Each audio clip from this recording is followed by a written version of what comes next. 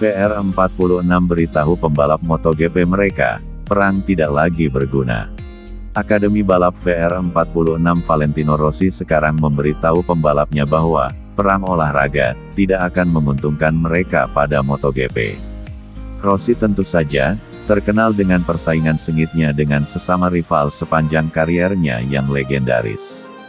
Namun, Francisco Bagnaia dan Marco Bezzecchi bertarung mati-matian untuk memperebutkan gelar 2023 tanpa ada dendam dari Rossi yang paling epik. Di masa lalu, tidak biasa berteman baik dengan rival dan bekerja sama dalam latihan, kata Uccio Salucci, manajer tim Muni VR46, kepada Speedweek dilansir dari Crash. Kamu tahu itu lebih baik daripada saya. Ya, bertahun-tahun yang lalu kami mulai menjelaskan kepada para pembalap bahwa, perang olahraga ini tidak lagi berguna, ujar sahabat Rossi itu. Anda harus mencoba untuk bekerja sama dan sangat menghormati rival Anda. Dan sebagai akademi, kami berhasil, tetapi ini bukan hanya tentang Pecco dan Bezzecchi. Kami juga memiliki Luca Marini dan Bezzecchi di dalam garasi dan ada suasana yang menyenangkan. Mereka saling menghormati. Aku Salucci. Pembalap Muni VR46, Bezzecchi menikmati musim terobosan setelah mengantarkan tim Rossi meraih kemenangan balapan MotoGP pertama mereka. Dia bertarung dengan sesama lulusan Akademi VR46 Bagnaia yang saat ini memperkuat tim pabrikan Ducati dalam persaingan perebutan gelar. Kami sangat senang bisa melakukannya dengan cara ini, setidaknya sejauh ini. Jika mereka mulai bertarung besok, kita akan lihat bagaimana mengaturnya, ujar Salucci. Saya rasa mereka tidak akan bertarung karena mereka anak laki-laki cerdas yang tumbuh bersama. Baca juga, soal lawan gelar juara, Justin Gaethje pilih Charles Oliveira dibanding Islam Makhachev. Ini adalah aspek yang membuat perbedaan besar. Mereka saling menghormati dan telah melihat bahwa satu orang menarik yang lain dan mereka dapat saling membantu, ucap Salucci.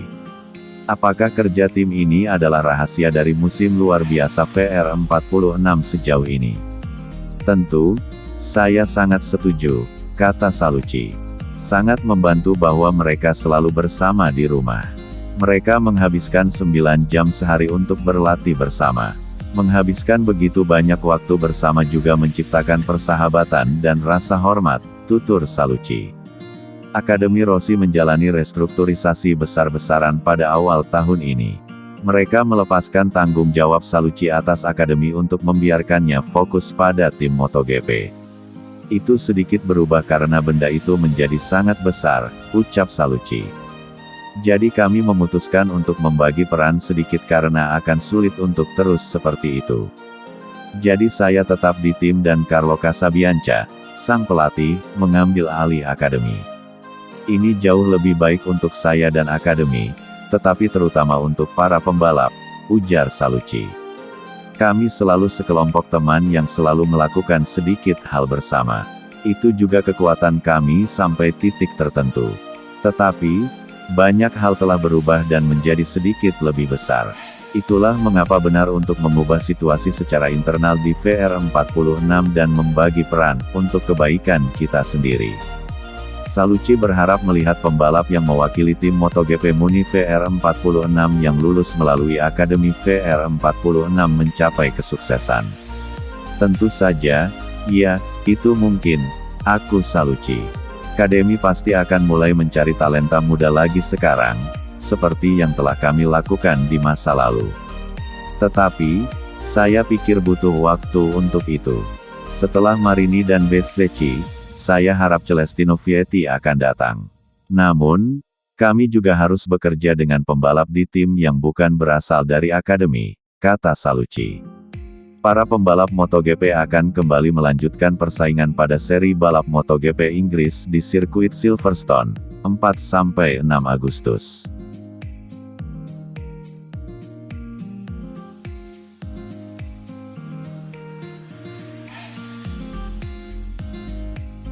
Murid Valentino Rossi bersaing berebut gelar juara MotoGP 2023, Francisco Bagnaia tanggapi santai. Pembalap tim Ducati Lenovo, Marco Bezzecchi dalam memperebutkan gelar juara MotoGP 2023. Meski sama-sama berstatus murid Valentino Rossi, Bagnaia santai menanggapi persaingannya dengan Bezzecchi. Bagi Bagnaia, tidak ada perbedaan dalam persaingannya melawan sahabat atau tidak. Namun, karena punya hubungan dekat dengan Bezzecchi, Pecco sapaan akrab Bagnaia merasa tak masalah jika punya masalah karena bisa diselesaikan dengan baik-baik. Dari sudut pandang saya, itu sama saja, saat kamu bertengkar, kamu berkelahi, ujar Bagnaia mengomentari persaingannya dengan Bezzecchi, dilansir dari Speedweek, Minggu, tanggal 30 Juli tahun 2023. Perbedaannya adalah kami, dirinya dan Bezzecchi, bisa berbicara satu sama lain di rumah, lanjutnya.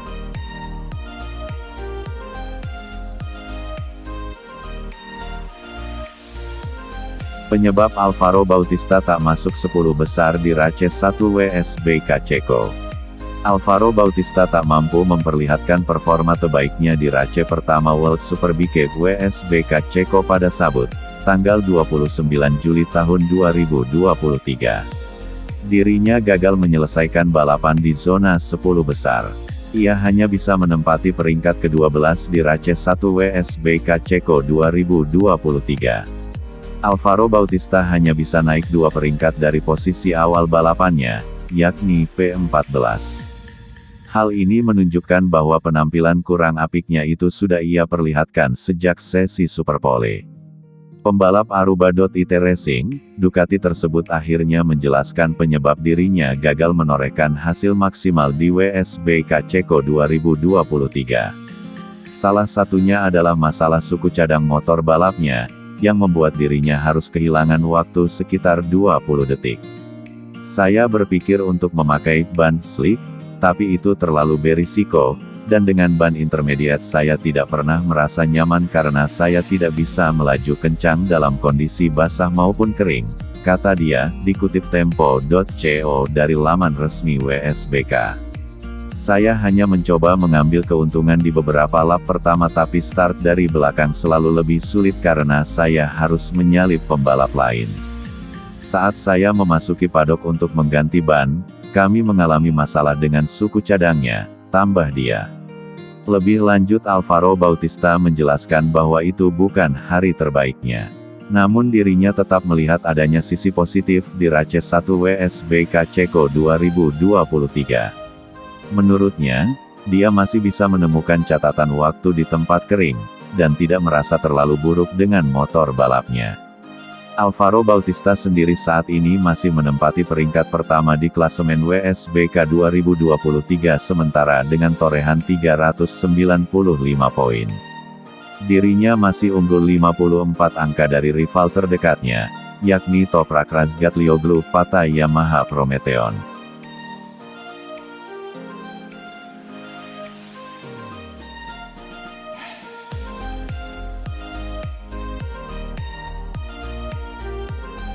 Rea peringatkan tak euforia tanggapi kemenangan perdananya di WSBK 2023. Kemarau panjang di World Superbike WSBK MOS berakhir buat Jonathan Rea dan Kawasaki, Sabtu, tanggal 29 Juli tahun 2023. Gembira pasti ada, tapi pembalap tersebut tak mau merayakan berlebihan.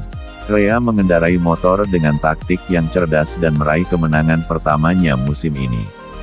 Di lintasan yang mengering, ia mengandalkan ban intermediate dan dengan demikian menyelamatkan dirinya dari pergantian ban.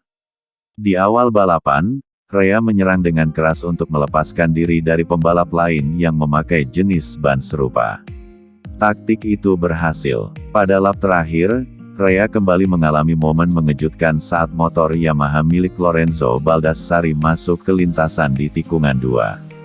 Saya sangat gugup. Saya terjatuh di tikungan 1 dan sebuah motor berada di tengah lintasan. Crash membuat saya lupa seberapa besar keunggulan saya, apakah itu 4 atau 5 detik. Saya tidak ingin membuat kesalahan. Tapi, lap terakhir sangat bagus. Jelas bahwa saya akan memenangi balapan jika saya tidak melakukan kesalahan bodoh. Selalu ada perasaan yang sangat menyenangkan ketika Anda keluar dari tikungan terakhir saat Anda mengibarkan bendera kotak-kotak pertama. Saya melihat mekanik saya di dinding pit. Perasaan yang sangat luar biasa, ujar pria Irlandia Utara. Sangat menyenangkan. Kami mengalami beberapa kesulitan saat ini, jadi kami harus mengambil setiap kesempatan yang ada dan kami berhasil melakukannya hari ini. Tim saya saat ini tidak mendapatkan podium dan kemenangan yang layak mereka dapatkan, sama seperti saya. Mereka bekerja sangat keras. Senang rasanya melihat semua orang begitu bahagia. Ini adalah kemenangan pertama Rea di Autodrome. Ini benar-benar luar biasa. Saya tidak memiliki hubungan yang baik dengan Moss. Saya lebih menyukai Brno, kata sang juara dunia WSB ke-6 kali. Dalam hal pemilihan ban, Rea punya insting bagus. Kendati demikian, ia mengalami kesulitan pada lap-lap awal saat bersaing di papan tengah. Saya selalu berusaha membuat keputusan yang tepat dan menghindari keputusan yang berisiko atau emosional. Tapi itu sulit karena kita tidak pernah tahu bagaimana cuaca akan berkembang. Bisa berubah dengan cepat, ucapnya. Pada awalnya, saya harus bersabar. Pembalap yang menggunakan ban hujan lebih cepat. Bassani sudah lolos. Saya tahu saya membuat pilihan ban yang tepat dan hanya harus menunggu balapan berkembang sesuai keinginan saya. Ketika saya melihat Bassani masuk pit, saya tahu balapannya sudah berakhir. Saya sadar bahwa saya bisa menyelesaikan balapan dengan para pembalap menengah. Itu adalah keputusan yang tepat. Saya yakin sejak awal bahwa itu adalah keputusan yang tepat. Saat saya unggul 10 detik, saya tidak ingin melakukan hal bodoh. Toprak Razgatlioglu makin mendekat menjelang akhir. Saya ingin bereaksi sedikit tetapi motornya sangat tidak stabil. Saya pikir itu adalah pengaturan yang terlalu lembut. Saya ingin mendorong sebanyak mungkin tanpa mengambil risiko. Rea tidak ingin melebih-lebihkan kemenangan di Moss. Kami harus berhati-hati, ia memperingatkan. Saya menang hari ini karena kondisinya aneh. Ini adalah balapan di mana pemilihan ban sangat penting. Dan kami membuat pilihan yang tepat. Kami harus menikmati momen ini, tapi kami juga harus menyadari bahwa kami bukan yang terbaik. Kemenangan itu datang pada saat pencapaian sangat dibutuhkan. Setelah balapan, Rea ditanya tentang rumor Yamaha. Juara dunia 6 kali ini belum membuat keputusan apakah dia akan memenuhi kontraknya dengan Kawasaki, berganti pabrikan, atau mengakhiri karirnya. Seperti yang saya katakan pada Kamis, rumor tetaplah rumor. Saya akan berbicara dengan tim dan keluarga saya selama liburan musim panas. Sejauh ini, saya belum membuat keputusan untuk tahun depan. Saya harus memikirkan banyak hal dari sudut pandang pribadi, ujar Rea.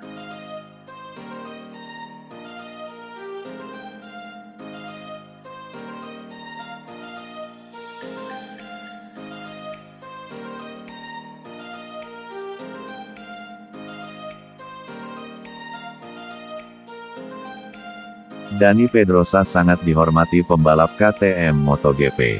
Kenapa data telemetri Dani Pedrosa sangat disukai pembalap KTM MotoGP? Dalam beberapa pekan terakhir juga ramai dibicarakan soal masa depan Fernandes, mengingat kontraknya habis pada akhir 2023 dan KTM berniat memboyong Pedro Acosta ke MotoGP. Karena tidak ada ruang di tim pabrikan, talenta muda Oto-Oto harus mendarat di gas-gas Tech 3 menggantikan Augusto atau Espargaro. Tetapi Stefan Pierer, CEO Pierer Mobility AG, mengomentari situasi tersebut dalam sebuah wawancara dengan media Jerman, Speedweek. Kami ingin memberi Paul kesempatan untuk menunjukkan bahwa dia telah pulih. Jika dia baik-baik saja, dia juga akan membalap musim depan. Acosta akan mengendarai KTM MotoGP pada tahun 2024, jika diperlukan kursi tambahan akan kami atur sendiri. Kami telah memperpanjang kontrak Fernandes. Saya yakin tempat akan tersedia dan kami akan mampu bersaing dengan 5 pembalap kami. Di KTM mereka tenang, kita lihat apa yang terjadi. Upaya dengan LCR tidak berhasil, jadi perlu dipahami bagaimana KTM akan menyusun line-up pembalap yang akan tetap berada di luar formasi saat ini di grid. Sebagaimana kita ketahui, pada musim 2023, satu-satunya rookie yang berada di grid adalah Augusto Fernandes yang sejauh ini tampil cukup baik. Dia sejauh ini mengumpulkan 42 poin dan menempati posisi 14 klasemen. Hasil terbaiknya adalah tempat keempat yang diperoleh dalam balapan di Le Mans. Juara bertahan Otto itu bekerja keras untuk beradaptasi dengan KTM RC16 miliknya. Sayangnya, di tim gas-gas Tech 3 dia tidak mendapatkan memanfaatkan berbagi pengalaman dengan Pol Espargaro di paruh pertama musim. Hal itu juga akan berguna bagi pembalap berusia 25 tahun asal Madrid itu. Pol akan kembali balapan di Silverstone dan kita akan melihat apakah dia juga akan memberikan efek positif pada tim. Augusto Fernandes berbicara tentang pentingnya peran Dani Pedrosa di KTM. Jika Pol Espargaro sebagai rekan satu tim yang tak mampu membantunya, ada pembalap lain yang penting bagi Fernandes. Dia adalah Dani Pedrosa, test rider KTM. Augusto berujar, sejujurnya, yang paling membantu saya adalah ketika kami memiliki Dani Pedrosa di trek. Di tes di Malaysia dan di balapan Jerez. Dia mengendarai motor dengan tepat dan telemetri menunjukkan bahwa dia sangat cepat. Di Jerez dia secepat atau lebih cepat dari pembalap pabrikan, kata Augusto kepada media DAZN. Augusto Fernandes juga menjelaskan bahwa lebih mudah baginya untuk melihat data Dani Pedrosa dibandingkan dengan pembalap KTM lainnya. Data telemetrinya lebih normal dan saya memahaminya. Ketika melihat data Brad Binder, saya melihat saat dia memasuki tikungan jauh lebih cepat dari saya, tetapi saya tidak bisa mengikuti gaya itu, katanya. Pembalap KTM Brad Binder memuji legenda MotoGP Dani Pedrosa, menyebutnya sebagai test rider terbaik yang bisa diminta siapapun. Pedrosa membalap di kelas utama antara 2006 dan 2018, menang 31 kali dan menjadi runner-up di kejuaraan dalam 3 kesempatan, di mana dia melakukan semua ini bersama Honda. Jack Miller juga menyebut Dani Pedrosa sebagai test rider terbaik di grid, setelah pembalap Spanyol itu menyelesaikan balapan sprint MotoGP Jerez di urutan ke-6. Dani Pedrosa melakukan pekerjaan luar biasa, pengalaman yang dia miliki di trek ini telah membantu kami dan melihat datanya telah membantu kami, kata Miller.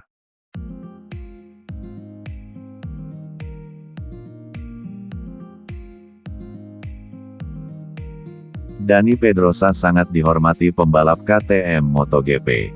Kenapa data telemetri Dani Pedrosa sangat disukai pembalap KTM MotoGP?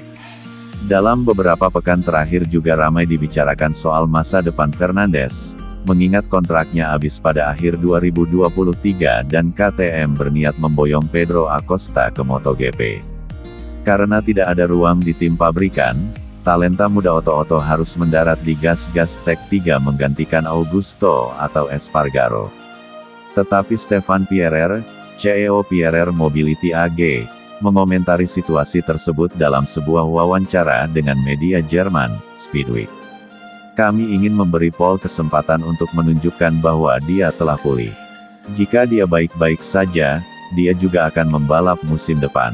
Acosta akan mengendarai KTM MotoGP pada tahun 2024, jika diperlukan kursi tambahan akan kami atur sendiri. Kami telah memperpanjang kontrak Fernandes.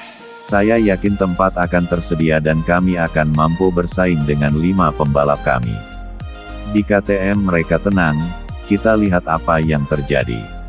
Upaya dengan LCR tidak berhasil, jadi perlu dipahami bagaimana KTM akan menyusun line-up pembalap yang akan tetap berada di luar formasi saat ini di grid. Sebagaimana kita ketahui, pada musim 2023, satu-satunya rookie yang berada di grid adalah Augusto Fernandes yang sejauh ini tampil cukup baik. Dia sejauh ini mengumpulkan 42 poin dan menempati posisi 14 klasemen. Hasil terbaiknya adalah tempat keempat yang diperoleh dalam balapan di Le Mans. Juara bertahan Otto itu bekerja keras untuk beradaptasi dengan KTM RC16 miliknya. Sayangnya, di tim Gas-Gas Tech 3 dia tidak mendapatkan memanfaatkan berbagi pengalaman dengan Pol Espargaro di paruh pertama musim. Hal itu juga akan berguna bagi pembalap berusia 25 tahun asal Madrid itu. Pol akan kembali balapan di Silverstone dan kita akan melihat apakah dia juga akan memberikan efek positif pada tim. Augusto Fernandes berbicara tentang pentingnya peran Dani Pedrosa di KTM. Jika Pol Espargaro sebagai rekan satu tim yang tak mampu membantunya, ada pembalap lain yang penting bagi Fernandes. Dia adalah Dani Pedrosa, test rider KTM. Augusto berujar, sejujurnya, yang paling membantu saya adalah ketika kami memiliki Dani Pedrosa di trek. Di tes di Malaysia dan di balapan Jerez. Dia mengendarai motor dengan tepat dan telemetri menunjukkan bahwa dia sangat cepat. Di Jerez dia secepat atau lebih cepat dari pembalap pabrikan, kata Augusto kepada media DAZN. Augusto Fernandes juga menjelaskan bahwa lebih mudah baginya untuk melihat data Dani Pedrosa dibandingkan dengan pembalap KTM lainnya. Data telemetrinya lebih normal dan saya memahaminya. Ketika melihat data Brad Binder, saya melihat saat dia memasuki tikungan jauh lebih cepat dari saya, tetapi saya tidak bisa mengikuti gaya itu, katanya. Pembalap KTM Brad Binder memuji legenda MotoGP Dani Pedrosa, menyebutnya sebagai test rider terbaik yang bisa diminta siapapun. Pedrosa membalap di kelas utama antara 2006 dan 2018, menang 31 kali dan menjadi runner-up di kejuaraan dalam 3 kesempatan, di mana dia melakukan semua ini bersama Honda. Jack Miller juga menyebut Dani Pedrosa sebagai test rider terbaik di grid, setelah pembalap Spanyol itu menyelesaikan balapan sprint MotoGP Jerez di urutan ke-6. Dani Pedrosa melakukan pekerjaan luar biasa, pengalaman yang dia miliki di trek ini telah membantu kami dan melihat datanya telah membantu kami, kata Miller.